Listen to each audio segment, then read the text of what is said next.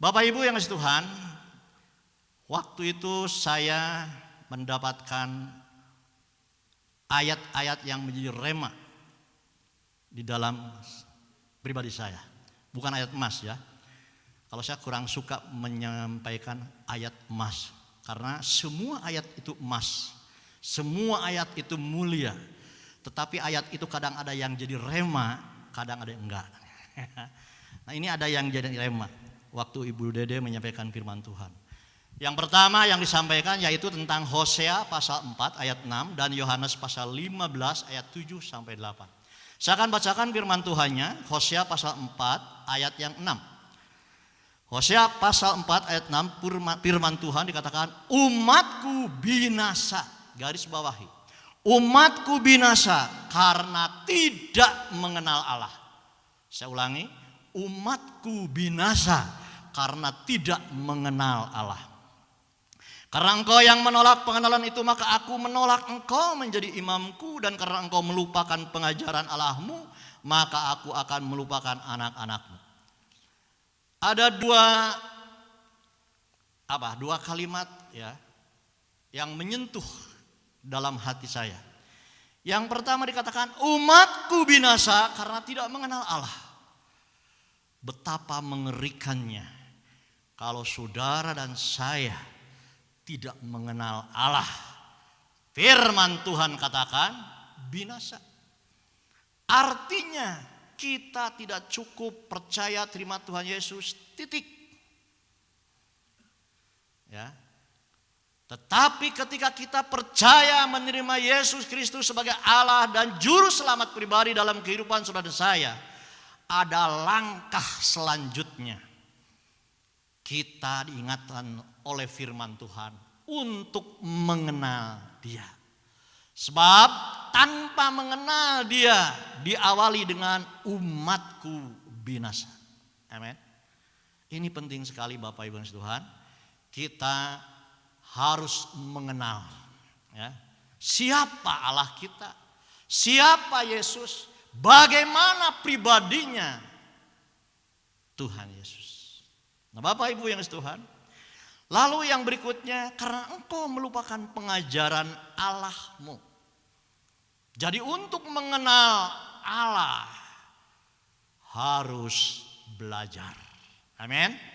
Harus belajar. Ya, Bapak Ibu yang kasih Tuhan. Jadi supaya tidak binasa, kita yaitu saudara dan saya harus mengenal Allah. Dan untuk mengenal Allah harus belajar. Artinya jadi murid. Ya. Bagian dari keintiman adalah menjadi murid. Bapak Ibu yang kasih Tuhan, jadi murid zaman pada Tuhan Yesus bukan di kelas. Ya. Kalau belajar mengajar di kelas itu adalah budaya Yunani, tetapi dari Timur Tengah, dari Israel, yang namanya belajar itu bergaul terus. Bukan hanya mendengarkan apa yang disampaikan oleh Tuhan Yesus, tapi murid-murid juga melihat contoh apa yang dilakukan Tuhan Yesus. Amin. Kalau saudara-saudara kita ya, ada yang namanya pesantren. Di situ ada kobong. Kobong itu asrama.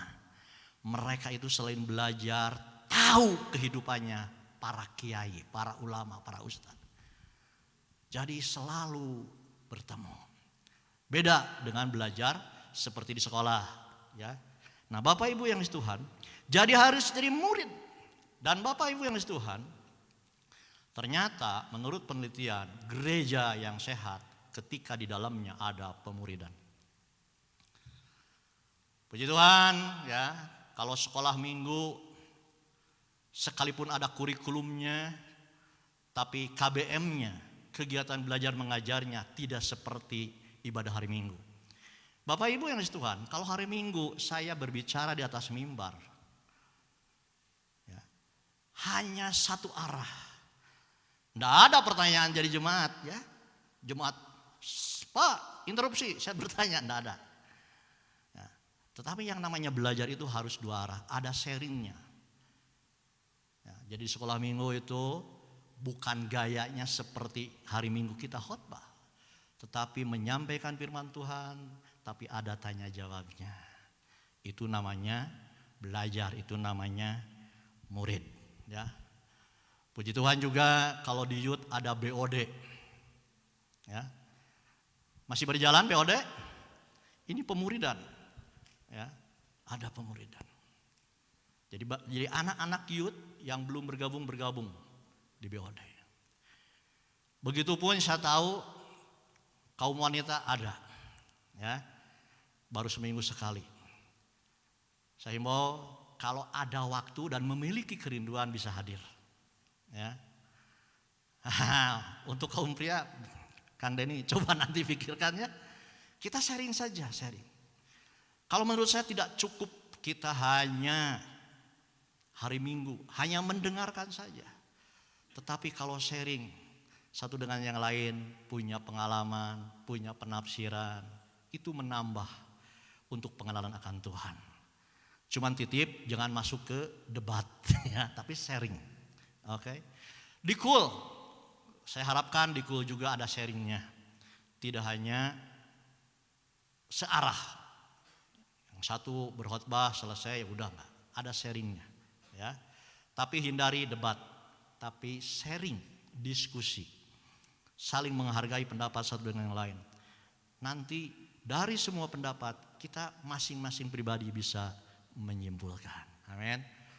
Orang kan ada yang berkata, oh gajah itu besar telinganya, ya, dan juga itunya belalainya besar. Tapi orang yang melihat dari belakang, wah, nggak ada telinganya gajah itu, belalainya kecil. Tapi kalau semua berbicara, akhirnya, oh ternyata bisa menyimpulkan dari seluruh pendapat. Amin.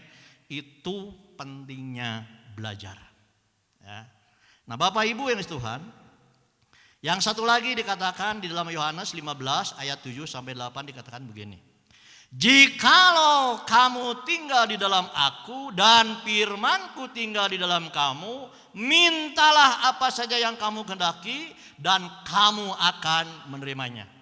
Dalam hal inilah Bapakku dipermuliakan, yaitu jikalau kamu berbuah banyak, dan dengan demikian kamu adalah murid-muridku. Amin. Saudara dan saya harus menjadi murid-murid Tuhan. Murid-murid Tuhan itu yang benar, ada buktinya, yaitu menghasilkan buah-buah. Amin. Menghasilkan buah-buah. Murid itu harus tinggal dalam Tuhan. Artinya memiliki hati yang melekat kepada Tuhan. Karena Yohanes 15 ini berbicara tentang pokok anggur dan ranting dan buah. Pokok anggur adalah Tuhan, ranting adalah saudara dan saya. Kalau saudara dan saya sebagai ranting melekat kepada pokok anggur akan menghasilkan buah. Tetapi ranting yang terputus dari pokok anggur maka akan menjadi kering, mati. Bahkan firman Tuhan tegas, dibakar. Kita tinggal di dalam Tuhan. Seperti ranting tinggal di pokok anggur melekat. Hati saudara dan saya harus selalu melekat kepada Tuhan. Amin. Selalu dalam situasi kondisi apapun fokusnya Tuhan. Amin. Sebelum apa-apa fokusnya Tuhan. Itu penting sekali Bapak Ibu yang Tuhan. Murid itu harus tinggal dalam Tuhan dan memiliki firman. Tuhan katakan. Ya. Ketika memiliki firman menghasilkan buah. Miliki firman. Untuk memiliki firman harus belajar. Harus belajar, baca, renungkan dan lakukan firman Tuhan. Bapak Ibu yang Tuhan bisa baca dari buku-buku kerohanian, di seminar-seminar kerohanian, banyak hal. Tapi harus hati-hati, waspada. Karena akhir-akhir ini banyak pengajaran-pengajaran sesat. Banyak nabi-nabi palsu yang mengajarkan, ya, harus hati-hati. Tetapi harus memiliki kerinduan, baca firman, baca buku-buku rohani, ikut seminar-seminar. Karena tidak cukup hanya 1 hari saja dalam seminggu. Itu pun 2 jam. 2 jam juga firman Tuhan hanya setengah jam. Amin. Ya, baca firman Tuhan dan lakukan. Bapak Ibu yang setuhan, ya, murid itu harus tinggal dalam Tuhan dan memiliki firman sehingga menghasilkan buah. Ya. Dan firman Tuhan katakan, dan mintalah apa saja. Nah, Bapak Ibu yang setuhan, kalau kita comot firman Tuhan ini dalam Yohanes 15 ayat yang ke-8, ya, minta apa saja yang kamu kehendaki, kamu akan menerimanya. Ayat 7 ini ya. Kadang liar pengertian kita. Kemana-mana, mintalah apa saja. Wah, kalau orang sudah mintalah apa saja, apalagi gairah nafsunya besar, pasti yang lain-lain permintaannya. Tapi kalau baca konteks firman Tuhan ini, dari ayat 1 sampai ayat 8, itu berbicara tentang pokok anggur, ranting, dan buah. Dan buah-buah itu adalah buah-buah roh. Ada 9 buah roh.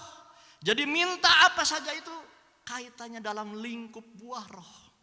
Saudara dan saya harus minta memiliki buah-buah roh. Apa saja yang ada di 9 buah roh itu. Amin. Itu menurut konteks firman Tuhan. Kalau menurut dicomot bisa kemana-mana. Minta apa saja. Minta helikopter, minta pesawat tempur, dan lain sebagainya. Amin. Karena pikiran manusia itu tidak bisa dibatasi. Liar, saudara. Tetapi mari kita lihat konteksnya. Yang ditekankan oleh Tuhan, saudara dan saya harus minta, memiliki kerinduan untuk memiliki buah-buah roh. Amin. Ya. Percaya dan memiliki buah roh. Buah roh adalah bukti saudara dan saya percaya. Amin. Bukan bahasa roh buktinya, tapi buah roh. Dan buah roh itu adalah proses sepanjang kehidupan. Beda dengan bahasa roh, itu adalah karunia. Terserah Tuhan kepada siapa mau memberi. Bahasa roh itu bukan tanda bahwa itu dewasa rohani. Tetapi justru tanda orang yang dewasa kerohaniannya adalah memiliki buah-buah roh. Amin. Jadi Bapak Ibu yang dikasihi Tuhan, puji Tuhan, mengucap syukur kalau Tuhan berikan karunia bahasa roh. Tetapi kalau belum pun tetap mengucap syukur dan tetap memiliki kerinduan untuk memiliki karunia bahasa roh. Amin. Tetapi sekali lagi, bahasa roh bukan tanda seseorang dewasa rohaninya. Bahasa roh itu adalah karunia. Terserah Tuhan mau kasih mau enggak kepada siapapun. Ya, begitu ya. Dan Bapak Ibu yang Tuhan, jangan sampai, waduh, punya pemikiran saya enggak bisa bahasa roh nih. Berarti saya lebih rendah kerohanian saya daripada orang-orang yang sudah bisa berbahasa roh. Enggak ada firman Tuhannya. Amin. Tetapi yang menentukan kedewasaan rohani itu adalah buah. Ya. Tapi apakah penting berbahasa roh? Penting. Ya. Untuk membangun diri. Karena bahasa roh adalah perkataan-perkataan yang tidak kita mengerti, yang kita naikkan kepada Tuhan. Hanya manusia roh kita dan Tuhan yang tahu. Amin. Ya. Itu ada di dalam 1 Korintus pasal 14 ayatnya 1 sampai 4. Judul perikopnya sekali lagi tentang karunia roh. Karunia itu kasih, pemberian. Ayat yang pertama dikatakan, kejarlah kasih itu dan usahakanlah dirimu memperoleh karunia roh, terutama karunia untuk bernubuat. Yang terutama adalah karunia bernubuat. Ayat yang kedua, siapa yang berkata-kata dengan bahasa roh tidak berkata-kata dengan kepada manusia, tetapi kepada Allah, sebab tidak ada seorang pun yang mengerti bahasanya. Oleh roh ia mengucapkan hal-hal yang rahasia. 3. Tetapi siapa yang bernubuat, ia berkata-kata kepada manusia, ia membangun, garis bawahi, menasehati dan menghibur. Ayat 4, siapa yang berkata-kata dengan bahasa roh, ia membangun dirinya sendiri. Tetapi siapa yang bernubuat, ia membangun jemaat. Amin. Dua-duanya penting untuk membangun diri. Karunia bernubuat penting. untuk kita bisa membantu orang-orang yang kita layani. Jadi fungsinya untuk melayani dan untuk membangun diri. Penting.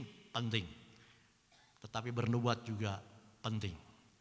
Cuman jangan disalah mengerti. Kalau saya belum bisa berbahasa roh, maka saya belum dewasa rohani.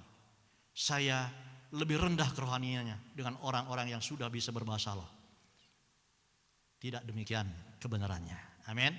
Hati-hati, waspada dengan pengajaran-pengajaran. Bapak Ibu yang dikasihi Tuhan, bahasa roh atau karunia roh itu memiliki kuasa untuk dalam pelayanan. Satu contoh firman Tuhan di dalam Kisah Rasul pasal 1 ayat 8. Tetapi kamu akan menerima kuasa kalau Roh Kudus turun ke atas kamu, dan kamu akan menjadi saksiku di Yerusalem dan di seluruh Yudea dan Samaria dan sampai ke ujung bumi. Ada kuasa. Perlu. Amin. Tapi pengertian tentang keselamatan, bukti kedewasaan rohani tetap adalah buah roh. Jadi dari itu hati-hati dengan pengajaran yang sekarang di YouTube, di medsos, luar biasa gencarnya, ya. Pengajaran atau menafsirkan firman Tuhan, ya. Akhir-akhir ini akan banyak penyesat-penyesat dan nabi-nabi palsu. Dan memang itu sudah dinubuatkan oleh firman Tuhan. Oleh Tuhan. Ya. Di dalam Matius pasal 7 ayat 15, firman Tuhan berkata begini. Matius pasal 7 ayat 15. Waspadalah. Diawali dengan waspadalah. Artinya hati-hati. Berjaga-jaga. Ya. Judul firman pagi hari ini adalah waspadalah. Ya. Waspadalah terhadap nabi-nabi palsu yang datang kepadamu dengan menyamar seperti domba, tetapi sesungguhnya mereka adalah serigala yang buas. Amin. Kalau firman Tuhan ini 2000 tahun yang lalu sudah mengatakan waspadalah, akan ada nabi-nabi palsu datang kepadamu dan menyamar seperti domba.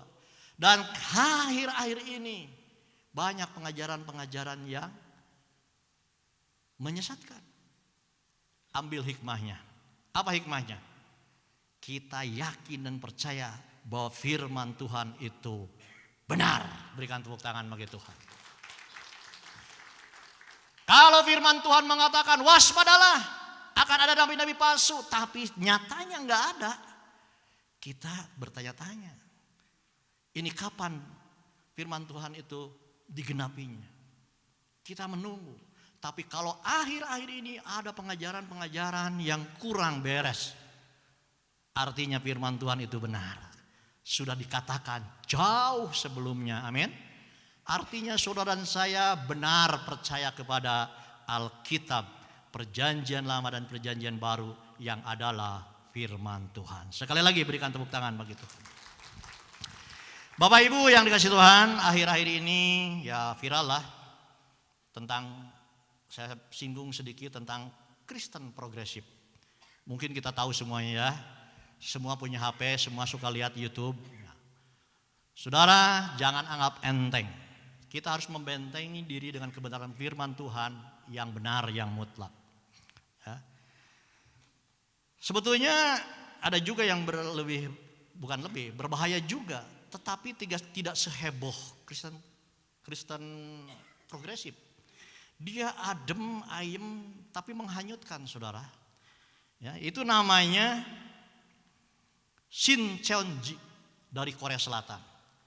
Itu tidak seheboh Kristen progresif.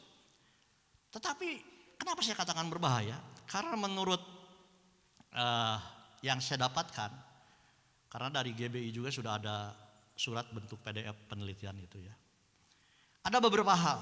Kenapa? Bahkan sampai ada hamba Tuhan, gelarnya enggak tanggung-tanggung loh, MTH, Master Teolog, ya, S2. Kalau saya kan S-teler,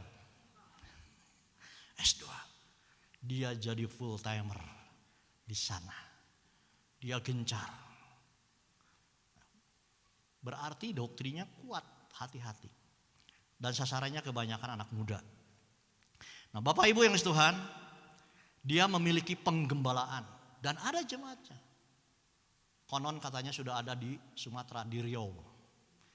Kalau Kristen progresif itu tidak ada gerejanya, tidak ada penggembalaannya, tidak jemaat yang seperti kita ini. Tapi ini ada. Buktinya berarti ini solid, kuat ya. Bahkan dikatakan punya sistem pemuridan yang solid. Hati-hati. Punya sistem pemuridan. Berarti mereka memperkuat di pemuridan. Karena kalau pemuridan itu kuat, ya nempel terus. Yang berikutnya, dia punya kurikulum kursus Alkitab. Waktunya 8 sampai 9 bulan. Bahkan pertemuannya dalam seminggu 3 kali, bayangkan. Dia fokus kepada pengajaran, kepada pemuridan. Ya. Bahkan di media sosial dia juga bawa budaya Korea yang ngetop untuk menarik anak-anak muda. Ya, Korea pop. Dan juga punya full tim untuk penyebarannya. Kerjasamanya kuat, sistemnya tim. Ya, enggak sendiri-sendiri. Begitu juga kuat hubungannya antara pengajar dan yang diajar. Jadi yang ngajar dengan yang diajar itu punya hubungan yang kuat, yang erat. Kontrolnya kuat. Kalau enggak hadir ditanyakan, wah udah pokoknya kuat. Memantau sekali. Jadi ini lebih kuat di dalam pemuridannya. Dan dikatakan juga dana mereka kuat untuk pemuridan. Jadi dananya dia pusatkan lebih besar untuk pemuridan. Makanya banyak yang tertarik gitu ya. Nah, cuman ada satu kelemahan. Mereka kalau sudah percaya di aliran Shin Cheonji ini, menganggap dirinya kudus, di luar dia enggak kudus. Sehingga kelemahannya ketika dia masuk ke dalam keluarga suka bertengkar. Kalau anak-anaknya ikut ke sana, ya merasa kudus dan fanatik, dia masuk ke keluarga dengan orang tua, dengan saudara, hubungan kurang baik. Karena dia memaksakan untuk seluruh anggota ikut. Ya. Jadi fanatismenya kuat. Nah itu Bapak Ibu yang Tuhan. Beda dengan Kristen progresif. Ya. Kalau dari katanya progresif itu sebetulnya bagus, perkembangan, perubahan pada keadaan yang lebih baik. Ya. Sebenarnya Kristen progresif di sini adalah sebuah gerakan yang menekankan bahwa kehadiran di gereja bukanlah syarat utama. Mereka tidak mensyaratkan bahwa syarat utama bergereja. Ya. Bukan syarat utama, namun yang terpenting adalah keadaan hati. Yang penting hati, yang penting hati. Makanya dia tidak punya penggembalaan. Tetapi Bapak Ibu Tuhan, dengan kata ini sepertinya benar. Betul lah, nggak perlu ke gereja. Yang penting mah hati. Kadang orang begitu kan, bisa tertarik dengan kalimat itu. Tapi kita harus percaya kebenaran firman Tuhan. Ibrani pasal 10 ayat 25 berkata, janganlah kita menjauhkan diri dari pertemuan-pertemuan ibadah kita seperti dibiasakan oleh beberapa orang, tetapi marilah kita saling menasehati dan semakin giat melakukannya menjelang hari Tuhan yang mendekat. Ternyata sekalipun sepertinya benar, enggak terlalu penting ke gereja, yang penting hati. Tapi ternyata bertentangan dengan firman Tuhan. Karena firman Tuhan mengajarkan, Ibrani 10 ayat 25 tadi, apalagi kalau baca judul perikopnya, itu judulnya ketekunan. Jadi saudara saya orang-orang percaya harus memiliki ketekunan. Rajin beribadah, datang ke rumah Tuhan. Betul, yang terutama adalah hati. Tapi untuk merubah hati kita bisa ada di rumah Tuhan. Amin. Dengan kuasa Roh Kudus yang bisa mengubah hati saudara dan saya. Ketika saudara dan saya mendengar firman Tuhan. Ketika saudara dan saya menikmati hadirat Tuhan. Karena Tuhanlah yang bisa merubah hati. Bapak Ibu yang Tuhan, Kristen progresif sejatinya bukan Kristen kalau menurut saya. Ya, karena menolak dari ajaran Tuhan Yesus. Lebih cocok agama progresif tanpa embel-embel Kristen. Dan Bapak Ibu yang dikasihi Tuhan, Kristen progresif itu adalah pemahamannya dia logika kadang lebih daripada firman Tuhan. Semuanya harus masuk akal, saudara. Kalau nggak masuk akal, udah. Ketua Sinode menceritakan progresif itu begini.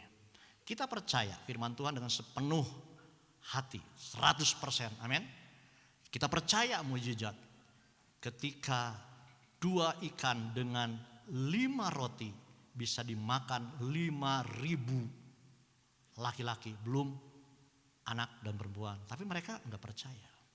Mereka berpikirnya begini, bahwa Tuhan Yesus itu kalau khotbah suka panjang kalau khotbahnya.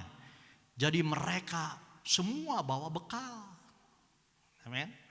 Bawa bekal. Cuman karena orang Yahudi itu terkenal pelitnya, dia pegang terus gitu. Tapi ketika ada anak yang memberikan ya pada Tuhan Yesus, karena Tuhan Yesus mau memberi makan, baru mereka mengeluarkan masing-masing. Dan ada sisanya 12 bakul. Jadi cerita itu seperti itu, mereka tidak percaya mujizat. Ya. Tuhan Yesus berjalan di atas air. Mereka berkata, bukan, Tuhan Yesus itu berjalan di pantai. Tapi saking muridnya, fanatismenya, saking mengagungkannya, menganggap berjalan di atas air. Saudara, mereka semuanya firman Tuhan dirubah supaya masuk logika. Tapi saudara dan saya harus percaya bahwa firman Tuhan ini bukan buku ilmu pengetahuan. Sebab kalau buku ilmu pengetahuan harus masuk akal semuanya.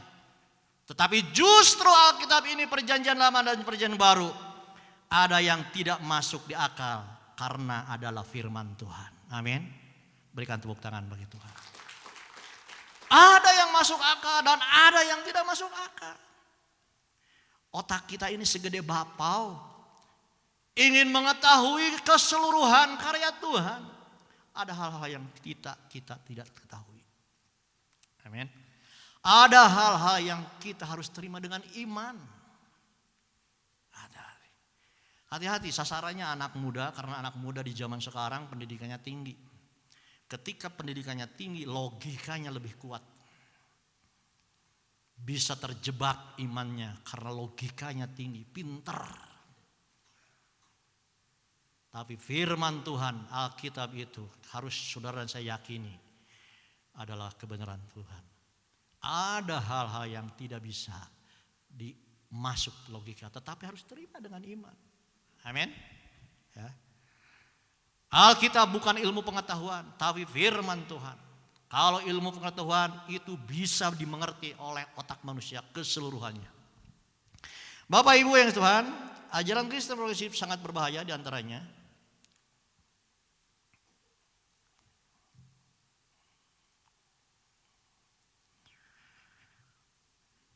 Dia tidak percaya Alkitab dengan sepenuhnya. Karena ada menurut dia kesalahan. Jadi firman Tuhan itu tidak semuanya benar. Diambil contoh. Kok di perjanjian lama poligami boleh? Kok di perjanjian baru harus monogami? Monogami. Poli, mono. Kan kontradiksi. Berarti firman Tuhan itu enggak benar. Ya.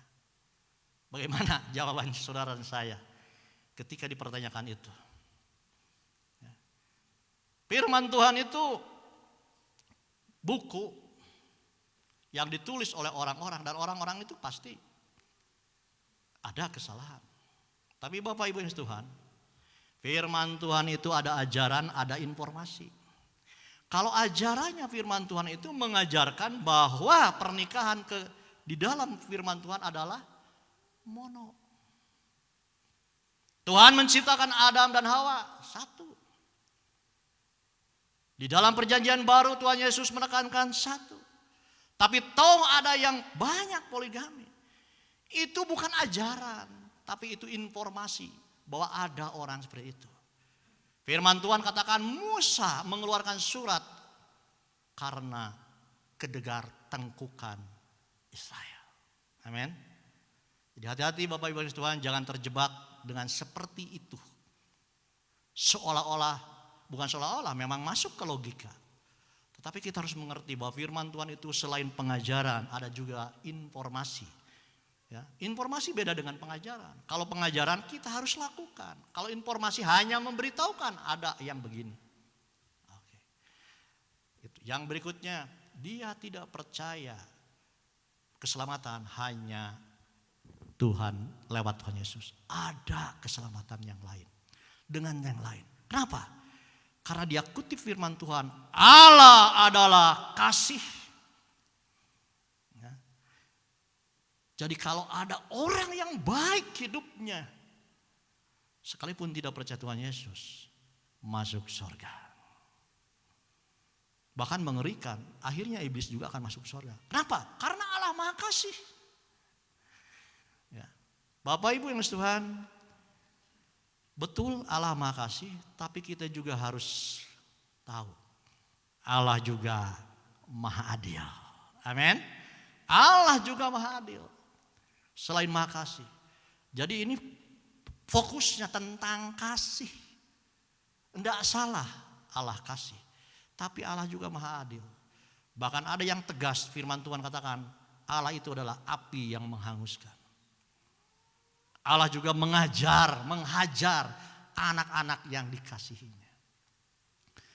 Ya. Jadi Bapak Ibu yang Tuhan, apa sih kebaikan manusia? Firman Tuhan katakan seperti kain kotor. Ya. Firman Tuhan katakan bahwa keselamatan itu bukan perbuatan baik kita, tetapi rahmatnya, kasih anugerahnya. Amin. Ini penting sekali Bapak Ibu yang Tuhan. Ya. Jadi sekali lagi saya tekankan, saya tidak panjang lebarkan firman Tuhan. Saudara dan saya harus tanamkan dalam hati kita ini di akhir zaman ini, bahwa keselamatan itu hanya satu jalan, melalui Yesus Kristus Tuhan. Berikan tepuk tangan bagi Tuhan. Firman Tuhan katakan, akulah jalan dan kebenaran dan hidup. Tidak ada seorang pun datang kepada Bapa tanpa melalui Yesus Kristus Tuhan. Tetapi saya juga garis bawahi, saudara dan saya harus percaya Tuhan Yesus, bukan sekedar percaya menerima titik, tetapi lanjut dengan hidup berbuah-buah, menghasilkan buah. Amin. Oke, barangkali itu saja firman Tuhan, saya tidak panjang lebarkan. Tetapi saya tanamkan, saudara dan saya harus garis bawahi, harus percaya bahwa Alkitab adalah firman Tuhan. Kebenarannya mutlak. Amin. Kebenarannya mutlak.